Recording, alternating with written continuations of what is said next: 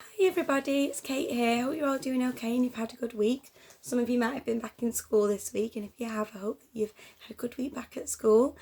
I'm going to be leading the Sunday school lesson today, and I'm going to be continuing a story which was started last week by Mrs. Watts, and it's all about a man called Moses. And last week you learnt about how he was put safely in a basket and he was put in the river and he ended up in Egypt, but God protected him all the way. Now today we're going to learn about Moses' life when he was in Egypt and the choices that he made. Now, before I start telling the story, I'm going to give you a bit of a choice, a bit of an option. I'm going to hold up two things and I want you to think, which of these would you rather have? So I've got a chocolate bar. I have quite a lot of these in my house because I do like a lot of chocolate. And I have a banana. Now, which of these would you rather eat?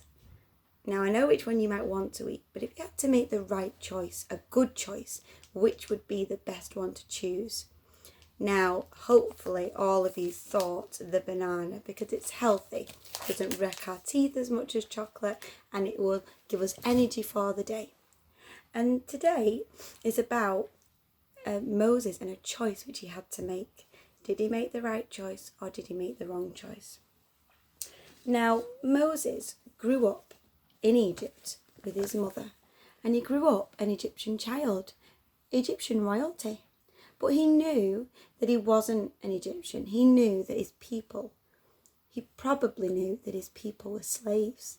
Now, slaves were people who were forced to work. They weren't allowed to go home. They weren't allowed to start a new life somewhere else. It's a horrible, horrible thing. And we know that Moses probably knew that he wasn't an Egyptian at heart. Now, one day when Moses was walking around, Prince of Egypt, he saw a slave driver whipping and hurting a Jewish or Hebrew slave. And Moses felt so strongly that he had to intervene, and he made a choice. And what he did was he ended up killing the person who was hurting the slave. Now, we know that Moses meant well.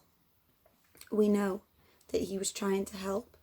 But at the end of the day, what has he done? He's killed somebody. He's murdered somebody. And that is against God's laws, and it's wrong. So what do you think Moses did? He made another choice. He looked around and he thought, oh, no one's seen me. And he decided to run.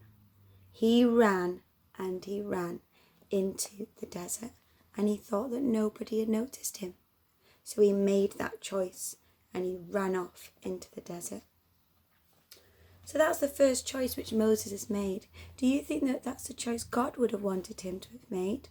Now, we understand that Moses meant well. We understand that it was very difficult for Moses, but he had to make a choice, and he chose to kill somebody and run away from it and not to own up to it, which is wrong. Now, when Moses went into the desert, he probably started to wonder, how have I gone from being in a palace to being in the desert? No money, only the clothes on my back. He's gone from being the royalty in Egypt to the very bottom. And sometimes we feel like that. We feel like we have nothing and we're at the bottom. And we don't have much. But Moses had God protecting him. So we're going to see what happens next. When he is in the desert, he notices some girls. And these girls look after sheep. And they were trying to get some water in the well. And they were having some trouble. Some people were being very nasty and not letting them get the water in the well. So Moses had a choice again. He could walk past. He could maybe try and steal some water too. But what he did was he helped them. He helped the girls and the ladies to get the water out of the well. So he made a really good choice that time, and God will have been happy with that choice. And God was happy because it just so happens that these girls ran home and they told their dad about this man who had helped them and saved them and helped them get the water. And Moses ended up marrying that man's daughter when she was older. So it all worked out well for Moses. Now, like I say, Moses had two choices. He had two choices to make at the start with the man. There was a man and he chose to intervene, and then he ran away from the crime. And he had a choice. He could walk past or he could help, and he helped. I want you to think about the choices which you have every single day. When you're at school or when you're at home, you have the choices to get on with your friends or your brothers and your sisters. Do you let them go first for food, or do you push in the front of the line? Do you tidy up your room when your mum or dad's asked you to do it? Or do you wait until you can be bothered and then never end up doing it? Do you say something unkind when you're angry, or do you choose to calm down and to count to 10 so you don't say anything you regret? We make choices all the time. But this story, which is a true story, is telling us that we need to make the choice to follow God, and it's always right to follow God. Now, there is a memory verse that we can learn from this story, and it's in Psalms 119 verse 30, and it says, "I have chosen the way of truth. I have set my heart on your laws." That's something which God wants all of us to say. Now, a man said that when he wrote the Psalms in the Bible. I have chosen the way of truth. The way of truth is the way which God says, because Jesus and God are the truth. Everything they say is true. Everything is right. If you choose to follow God, you are choosing to follow the way of truth. You're not following what the world says. I have set my heart on thy laws. If you've set your heart on the laws, then you have set everything that you want to do on wanting to follow God. Every decision you make is about, is this what God would want me to do? And that really is what Moses did.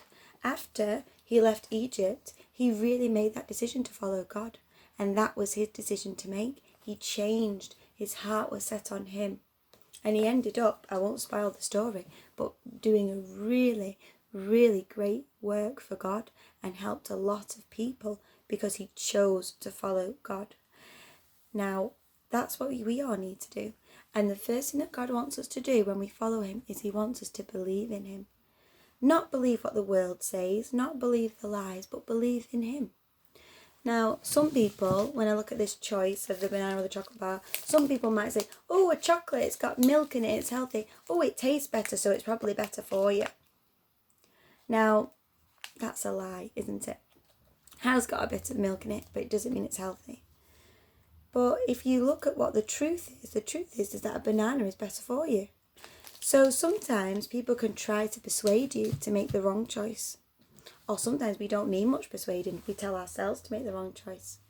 Now, just so you know, it is absolutely fine to eat chocolate. I'm not dashing chocolate. I will be eating some of this later.